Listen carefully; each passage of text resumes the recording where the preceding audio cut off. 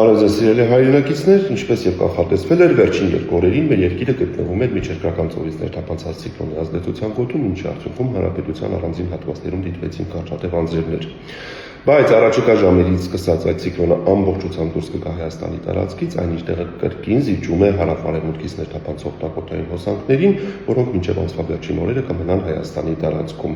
Այսպիսով առաջիկա ժամերից սկսած տեղումները երկրի ոչ տարածքում կդադարեն եւ առաջիկա 10 օրերին մեր երկրում սպասվում է արևառատ եւ առանց տեղումների եղանակ օդի ջերմաստիճանն էլ ցերեկային ժամերին նոյեմբերի 18-ից 19 ընկած ժամանակահատվածում կբարձրանա մոտ 3-ից 4 աստիճանով եւ այնուհետեւ կմնա անփոփոխ։ Եվ կարելի է ասել, որ նոյեմբերի 3 տասնօրյակը կրկին կլինի բավականին տաք եւ սակավատեղում։ Այսպիսին է շրջակա միջավայրի նախարարության հիդրոմետ կենտրոնի կանխատեսումները, լավ մնացեք։